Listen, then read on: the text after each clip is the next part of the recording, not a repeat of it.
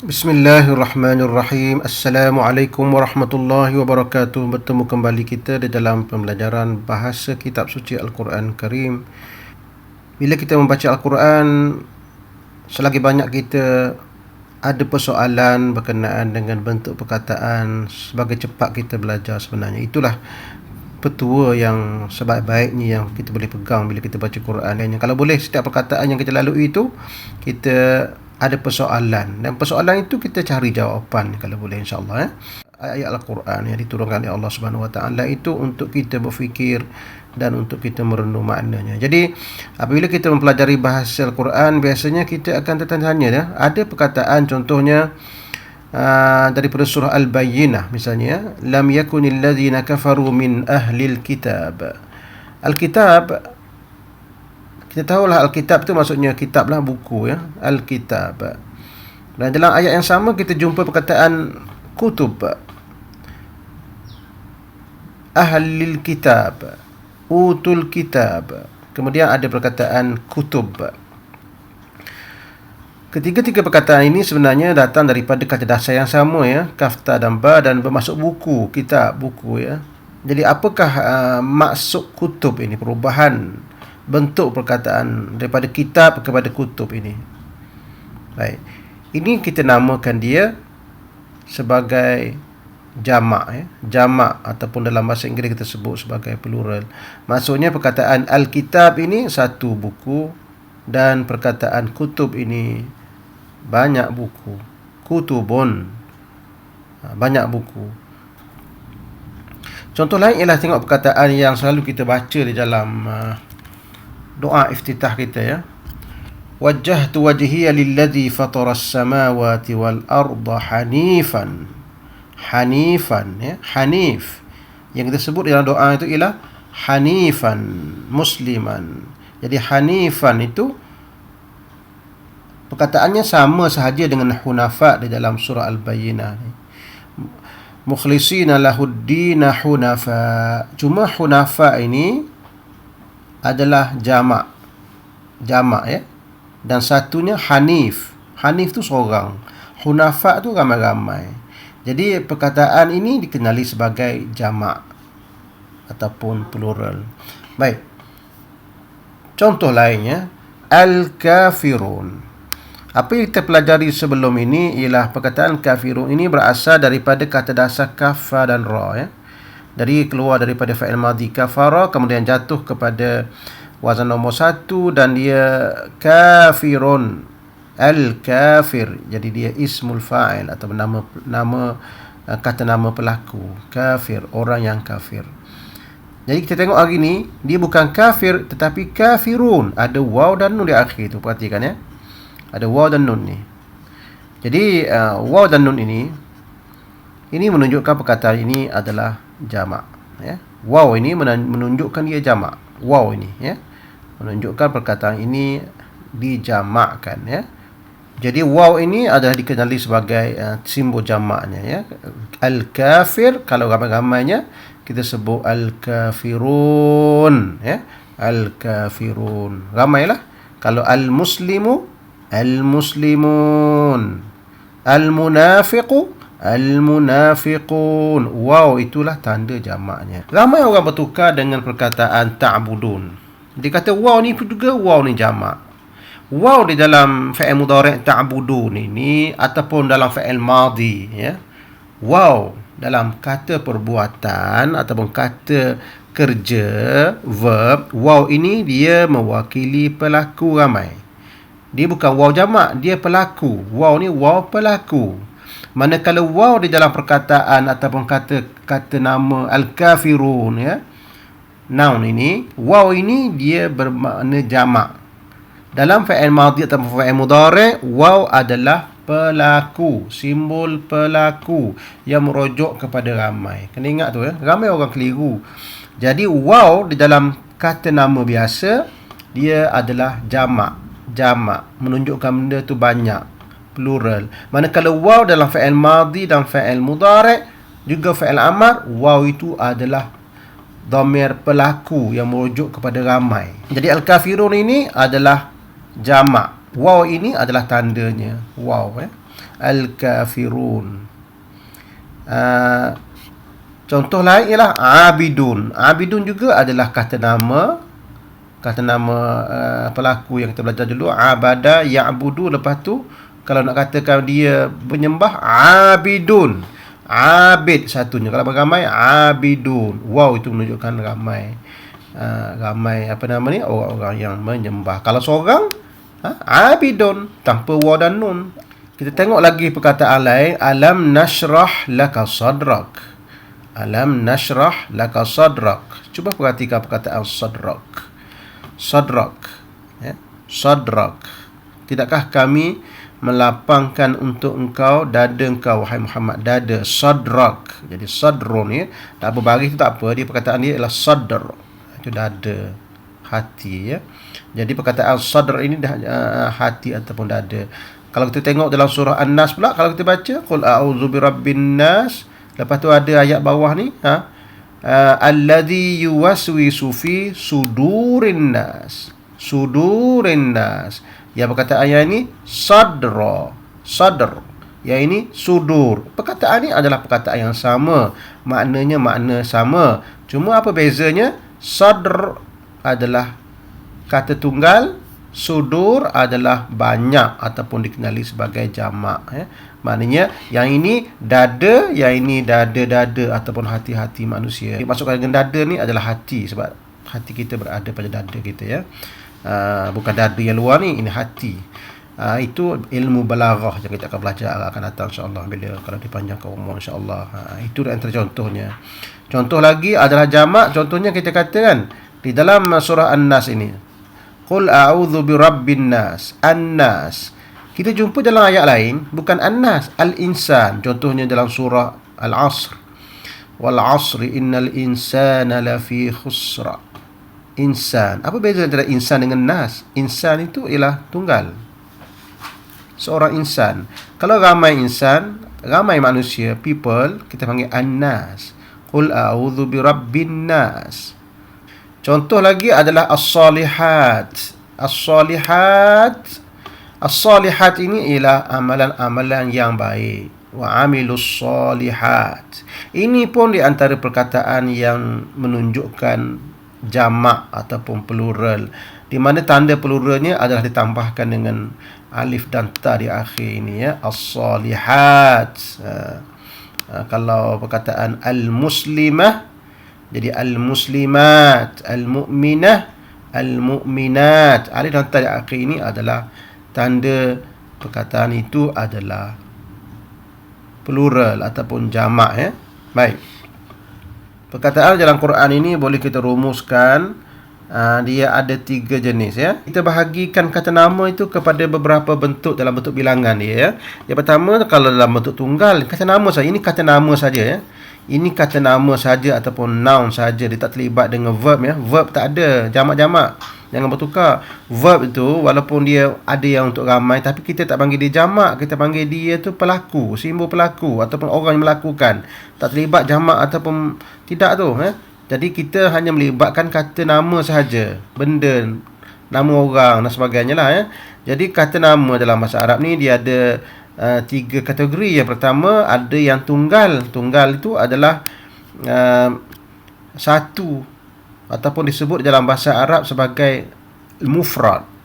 Tak apalah kita panggil Melayu, tak apa, tunggal, kata tunggal.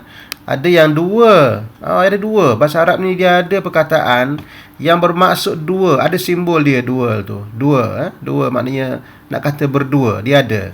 Tapi perkataan dual ni sebenarnya dalam Quran ada, tapi dia tak banyak lah, ya. Biasanya tunggal dan jamak saja.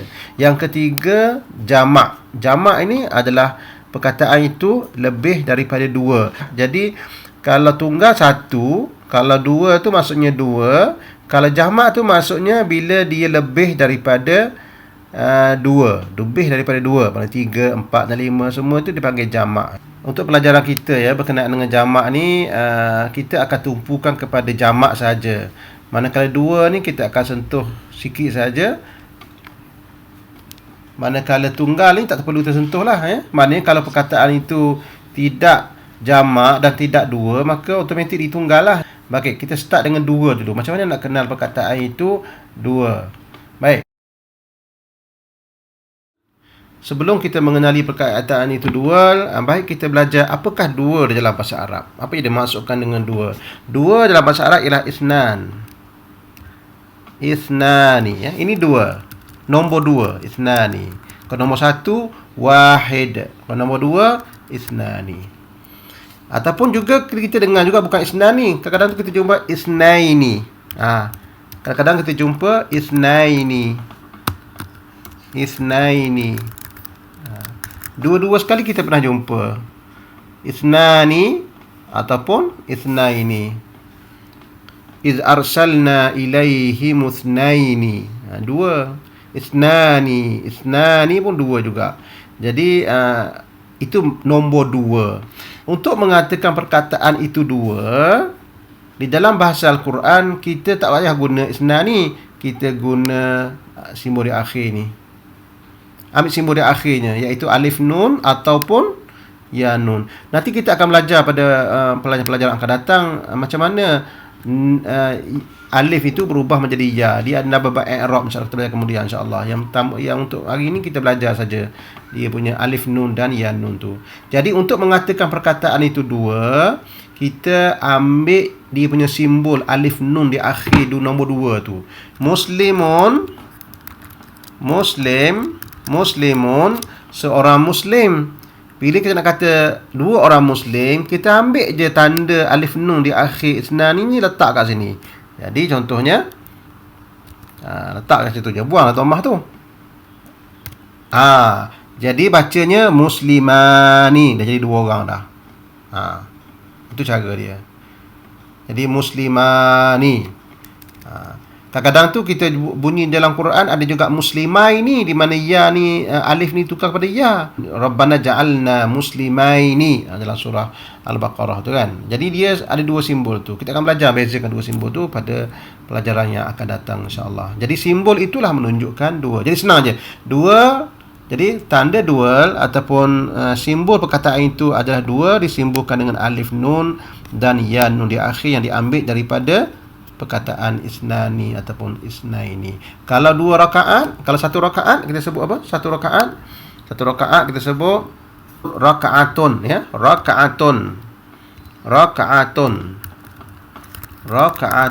Ini satu rakaat. Kalau kita nak kata dua rakaat, ambil je lah ni, tanda alif nun dan ataupun ya nun ni letak di ujung. Okey, ambil. Copy and paste, letak kat situ. Ini ta ni, ta dia jadi ta. Jadi ta kena buka lah. Buka ta dulu. Buka ta. Kemudian baru kita letak alif dan nun. Jadi rakaatani. Nanti kita akan jumpa juga bukan sekadar rakaatani. Rakaataini.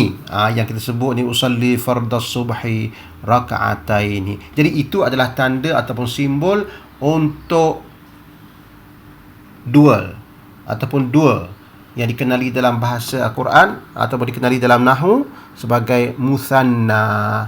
Al-musanna. Kalau orang sebut musanna tu maksudnya dua dah tu. Itu tandanya dan cara pembentukannya. Senang saja insya-Allah, ya. Ada jamak ini ditandakan dengan beberapa tanda, ya. Di antara tanda jamak yang terkenal dan mudah dikenali ialah wujudnya waw nun di akhir, ya. Waw nun, ya. Waw nun di akhir, atau juga dia boleh ada juga ya nun. Waw nun ataupun ya nun. Dia ni adalah tanda jamak. Kedua-dua ni adalah tanda jamak, iaitu waw nun dan ya nun. Muslimun, seorang muslim. Kalau ramai-ramai muslim, kita ambil lah waw ni. Waw nun ini dan letakkan di akhir. Jadi bacanya muslimun. Dah jadi ramai dah orang-orang Islam, muslimun. Dan kita akan jumpa juga bukan muslimun, muslimin. Kalau muslimin diguna simbol yang kedua ni. Simbol yang kedua. Jadi beza di antara simbol yang kedua ni dengan yang pertama tu sama saja sebenarnya. Dia tidak ada beza. Cuma dari segi i'rab saja. Nanti kita belajar i'rab tu nanti insya-Allah, ya. Jadi untuk masa ni ambil dia dua sekali. Muslimun, waw nun, dan juga muslimin. ya dan nun. Jangan bertukar dengan yang tadi tu. Muslimah itu dua main sebelum ya tu bagi atas kalau yang dua tu. Jadi senang je lah. Untuk perempuan cara membentuk jamaknya senang saja, iaitu tambahkan alif dan ta di akhir, ya. Tambahkan alif dan ta di akhir ni. Alif dan ta di akhir ni biasanya menunjukkan perkataan itu adalah jamak dan ramai untuk perempuan. Jadi contoh perkataannya, kita ambil perkataan perempuannya muslimah, ya. Muslimah perempuan, muslimatun kita katakan. Jadi kalau kita nak letakkan jamak, nak jamakkan dia ramai perempuan-perempuan Islam, kita ambil saja alif ta ni. Kita ambil alif ta ini, ya. Kita terus langgar je lah, tak payah buka lah tu. Cuma kita letak alif ta saja. Jadi sebutnya adalah muslimat untuk perempuan. Jadi alif ta itu menunjukkan jamak untuk perempuan. Jadi jamak yang kita belajar tadi tu iaitu penambahan alif ta, penambahan waw nun ataupun ya nun, itu dikenali sebagai jamak salim. Jamak salim ni adalah jamak selamat. Maksudnya perkataan yang kita jamakkan tu dia selamat. Salim. Selamatlah, maknanya tidak berlaku apa-apa perubahan besar, tidak berlaku apa-apa pecahan ataupun perubahan, maka kita kenali sebagai jamak salim. Jamak salim ialah tambah waw nun di akhir perkataan ataupun alif ta. Jamak yang kita belajar yang salim tadi tu, dia mewakili 30% sahaja perkataan yang dijamakkan macam tu dalam Quran. Itu anggaran, ya. Anggarannya dia jamak salim ini hanya mewakili 30% perkataan akan dijamak dengan salim. Di antara perkataan yang dijamak salim ini ialah antaranya perkataan yang melibatkan ismul fa'il, nama pelaku, macam kafir jadi kafirun, mukmin jadi mukminun, muslim jadi muslimun. Semuanya itu daripada ismul fa'il. Biasanya ismul fa'il akan dijamakkan secara salim, tambah waw nun ataupun ya nun, ya? Itu senang kita nak ingat, insya-Allah. Begitu juga kalau muslimatun jadi muslimat, mukminun jadi mukminat, dijamak secara salim. Itu jamak salim. Jadi kebanyakan jamak di dalam bahasa Arab ini atau dalam bahasa Al-Quran ini, perkataan-perkataan dijamakkan secara taksir. Jamak taksir inilah jamak yang mana perkataan itu struktur dia dipecahkan ataupun diganggu. Mungkin nama dijamak taksir sebab dia tidak ada satu kaedah yang tetap, ya. Dia tidak ada satu kaedah macam mana nak buat. Ingat saja, kalau insan jamak dia banyak dia adalah An-nas. Kalau sadar jamaknya adalah sudur. Kalau kitab banyaknya adalah kutub. Itu diingat sahaja caranya, tidak ada cara yang lain. Tapi walaupun jamak taksir ini tidak mempunyai kaedah ataupun standard tertentu, tetapi kita boleh mengenalinya melalui beberapa wazan yang terkenal, ya. Kita boleh kenali dengan beberapa wazan yang terkenal. Dia bukan jamak yang ikut say kata orang, tapi dia ada sedikit panduan yang boleh kita ikuti, ya. Pattern ataupun dia punya trend dia tu menunjukkan perkataan itu adalah jamak. Saya bagi contoh, ya, beberapa perkataan atau beberapa wazan yang terkenal.